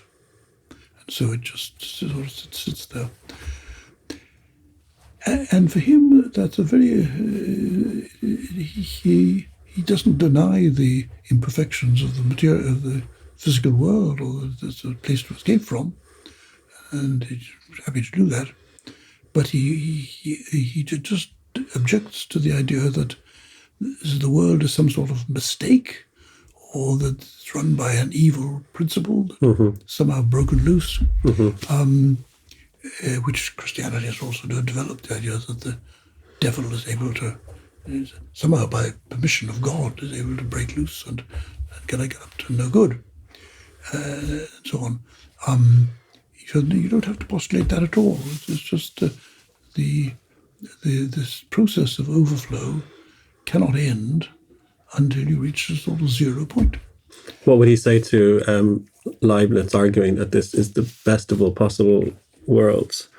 And how can we address even more manifest evils like war and heavy inequality and things like this? Well, he would agree it is the best of all possible worlds, but he has interesting images. I've always one in particular I like because one walk I used to take up on the hill wouldn't get past an extraordinarily contorted and complicated kind of thorn bush along the road, and Plotinus compares the physical world to just contorted and twisted bush, where little twigs keep getting in each other's way, and things get mixed up and push, sort of get entwined with each other, and that's how you would explain war and things. At this level, individual entities just get in each other's way, and they don't understand how they should sort themselves out properly, and they barge into each other and so on. In this context, how could we understand the idea of man becoming godlike, insofar as it may be possible or desirable, and that kind of striving or this idea, what does it imply for existence? Does that transition into forms of mysticism in the Christian tradition, or is it actually quite different?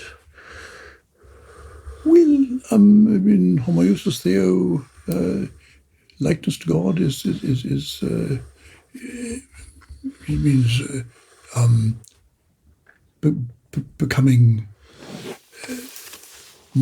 becoming ever more rational, seeing the unimportance of physical and material goods. I mean, one doesn't deny that one must have a certain minimum of them, but that they're extremely, much inferior to spiritual goods. And the development of the virtues, the spiritual goods, will inevitably lead to one being considerate of others and giving every person their due, and learning how little one needs to live with, and fostering world peace to that extent, I think. I think he felt that would inevitably follow from that. I mean, it's arguable, I suppose, that, and that's in connection with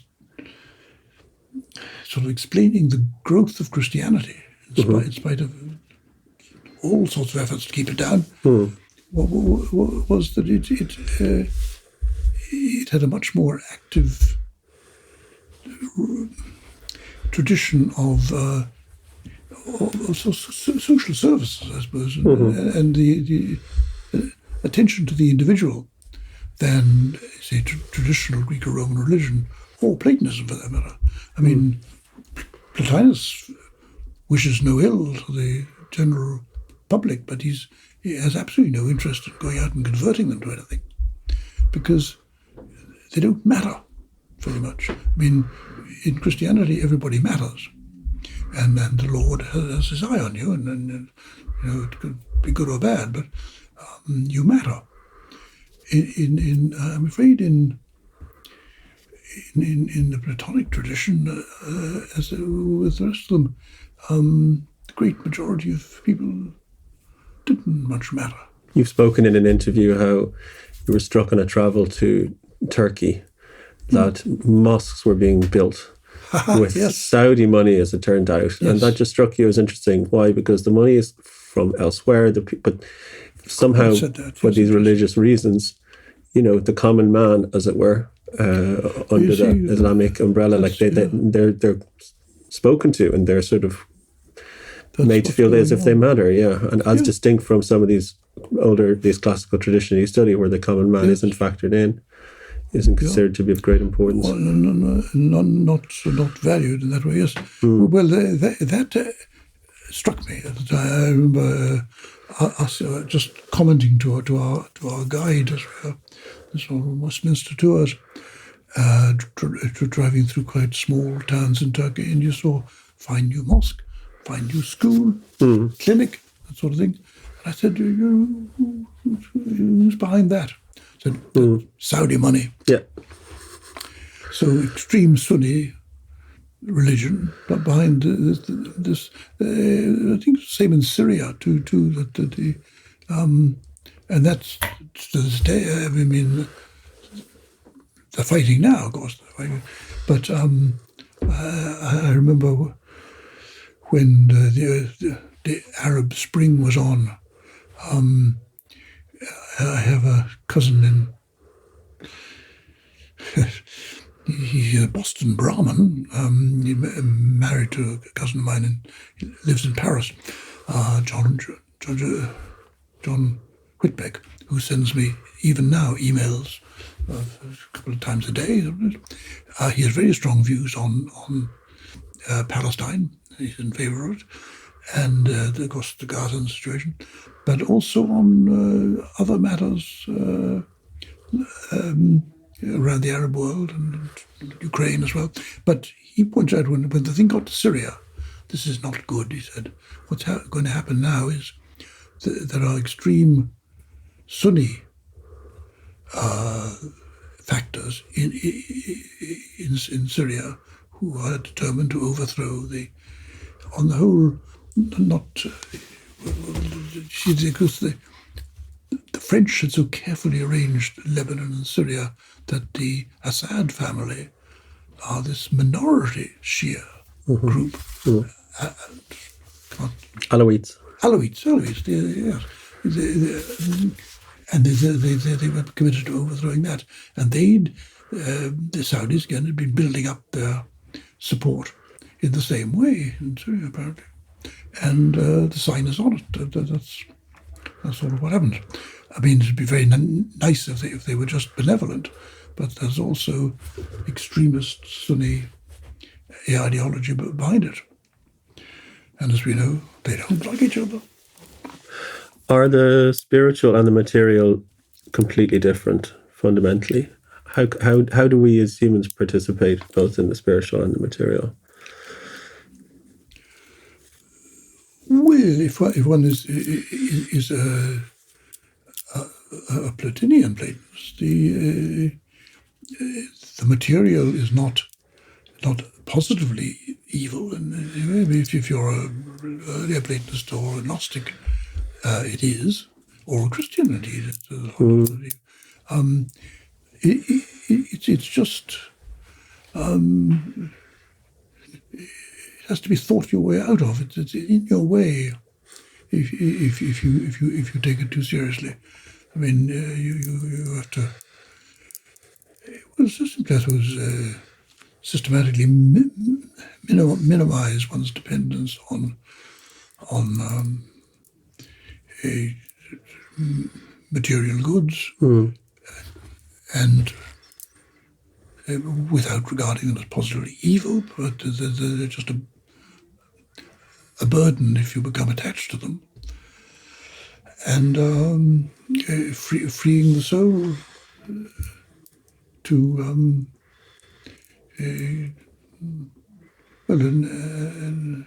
as far as possible in independent existence. But the soul is free through thinking. Yes. Yes.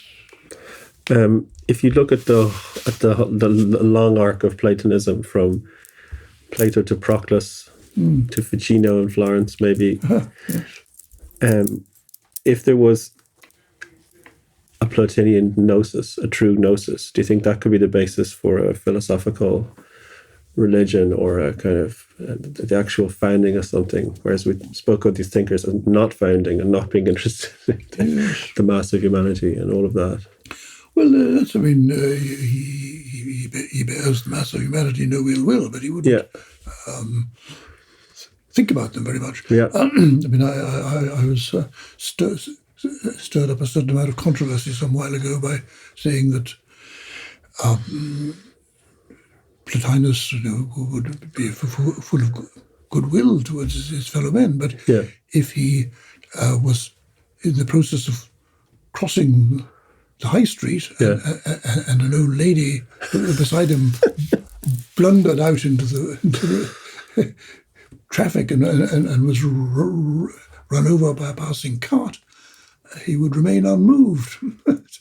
He would try to save her, obviously, but it wouldn't be of great concern to him. And that seems a bit harsh. Obviously, he'd be. He wouldn't push her into in front of it. No, he wouldn't. He would wish her not to be, but he would not regard this as a matter of great importance. Schopenhauer was different. He kicked his landlady down the stairs. Oh, did he? Yeah. I'd only thought he would have done that. Good. Yes. But that'd be the difference, I think. But then the other side of that is that, it was a great source of consolation, I think, to your average early Christian that the great majority of the human race were going to hell for one reason or another. And one might say, my favourite Christian theologian, Origen, got into some trouble by suggesting that even the devil would be saved, ultimately. It'd have to go a good many rounds, but on the whole, everyone would be saved. And I see his point, that creating a world which involves most people failing the exams and falling by the wayside is not a very successful enterprise. And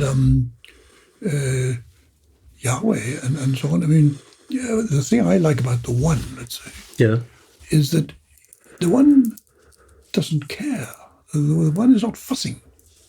The One is benevolent in a kind of self-centered way. It's focusing on itself, and it radiates goodwill and order and so on. But it's not fussing. Yahweh is generally in a wax. Even with the chosen people, they fall by the wayside. It's not a very successful enterprise, you might say, if most people fall by the wayside. But for the early Christian mentality, it was a great source of consolation, I think. They usually had a rather bad time in the physical world. They thought, boy, we'll get them in the next world. And Platonism is not like that. Simply, if you're really, I think everyone tells you if you're a really conspicuously evil person, you might end up in Tartarus or so on. And of course, in the myth of Plato's Republic, you have that image. So it's part of the tradition that so some people end up in really evil ones, end up in Tartarus. But Origen would say, you can roast them for a good while, but sooner or later everything has to revert. So the last question, you've spoken about your work on Pseudo-Dionysus, who you speculate might have been from the Caucasus and moved on you said he was writing in a second language like Joseph Conrad, and therefore showing off his incredible Greek because he came from somewhere else, learned it, and was a genius, but wanted you to know about it with his stylings. How you came upon that? Yes, yes, I have suggested that. But it's interesting, that tradition is, that mystical tradition founded there, or certainly a keystone is there. And it's, in a sense, it's the opposite. It's the redemption of the soul, or the address of God through not thinking, through negation, through the kind of emptiness. And that's a struggle, an interesting problem, I think, in a lot of religion as well. To this day, many religions have this. It can lead into a questions of will and grace and things like that. But what is interesting to me is this tension between the one, as you describe it so well, is this fullness, plentifulness leads to creation of the world, not tradition, or the very existence of anything. And yet, in that mystical tradition, it seems to be all about negativity and absence, and whether that's willed or not, or whether it occurs, but it seems like a contradiction. Maybe it's not. Maybe. No, well, he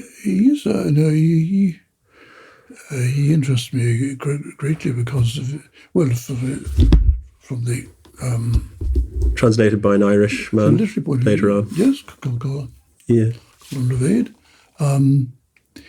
Yes, I just find it's a sort of his linguistic exuberance is certainly remarkable. But I mean, the one-upmanship involved of hijacking Neoplatonic philosophy for the church. Right. It's part of a tradition in Platonism that absorbing later developments in sort of Aristotelian or Stoic, especially concepts for the master. I've just recently been writing an article on a fellow called Alcinous in his Didascalicos,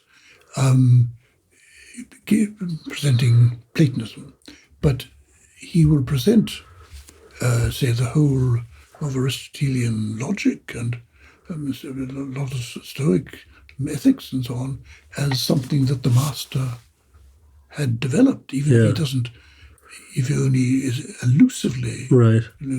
But if it's a valid thought, Plato must have had it. Yeah. So here we have, if Neoplatonism has any validity, it must go back to St. Paul. Yeah. So, and I mean, St. Paul didn't stay in Athens very long, so I mean, he had... This is why he calls himself Dionysus, because he's an Athenian convert. Oh, yes. And it recalls Greek he's a member of the tradition. Areopagus, yes, the Areopagita. I think it's an ingenious idea.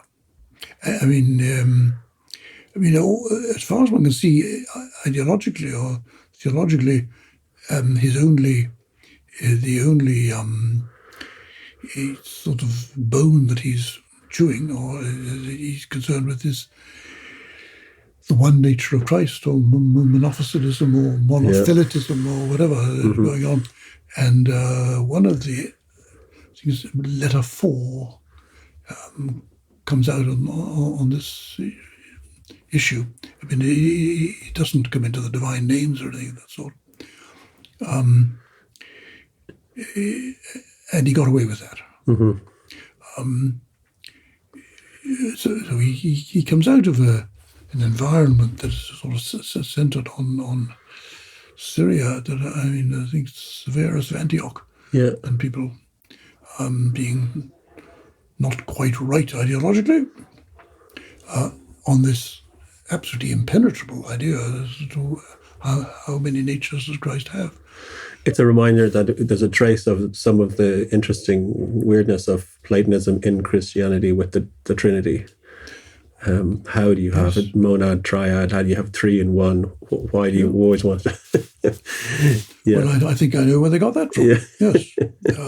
And that can't be admitted at all. I teased Christian theological friends with that. They got it from Porphyry, I think. And then, because it's a very handy concept, the triad of being, life, and intellect within the hypostasis of nous, you being, life, and mind, and they're on the same level. They each are needed, but being is primary. That's on zoe nous, and of course the middle element, the Holy Spirit, is feminine, as it should be. I mean, I think Christianity it lost out in translation there, because the Hebrew ruach for spirit, pneuma, and so on, is feminine. But the Greek is neuter, and the Latin is masculine. So this Holy Spirit, or Holy Ghost, or whatever, ends up as neuter or reads masculine. But you do need a female principle. And so the Blessed Virgin sort of steps in as a kind of feature. You've got to have a mother goddess as well. But logically, the middle person of the Trinity should be sort of outflowing and feminine. And the third one is intellect, which is Christ. And there's Father and Son and whatever, but they're on a par also. But it's a profound mystery, and probably the sensible thing was just shut up, keep quiet about it. Yes. Yeah. If you tried to express an opinion, you're almost certainly going to get into trouble. Just as a closing image, the bird cages in China. Who was it? Because it was your brother actually who told me that story. But I forgot who was it that went back and discovered them. It wasn't you, in fact. My first cousin once removed. Yeah, Michael Foch, the son of my first cousin Elizabeth Sweetman, was a finance expert based in Beijing at the time that I went out to give my lectures. And I didn't know. I never met him, and I didn't initially know he was there. But the word got around. He knew I was coming, and he was most hospitable for the 2 weeks I was there. And we dined and we went around Beijing and so on. And of course, my Chinese hosts were also most hospitable. And I was assigned a student at one point to go to what's the great walled city? Sheehan, yes. With the terracotta warriors. It was a very nice weekend. But the final weekend, Michael and I headed down by fast train to Jinmangdao, which is like all Chinese cities, is skyscrapers, and it didn't look very promising. But when we arrived at the station,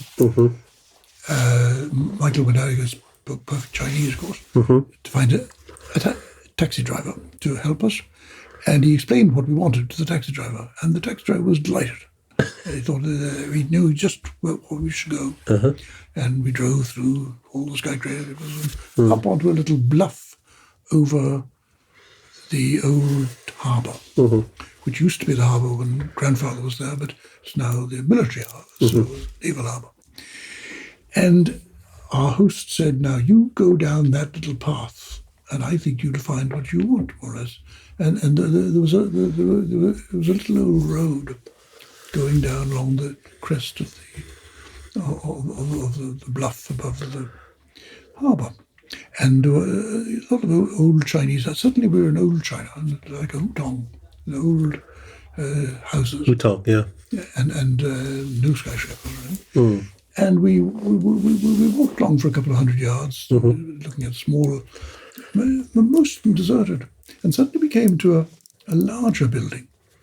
There was a bit of a driveway, and there was a courtyard, and houses around. The main house was to the left, and a garden behind it, it seemed. And Michael went in to inquire if we could. This looked very promising. The sort of place that grandfather might have been shocked up on. And we found it was the local police station.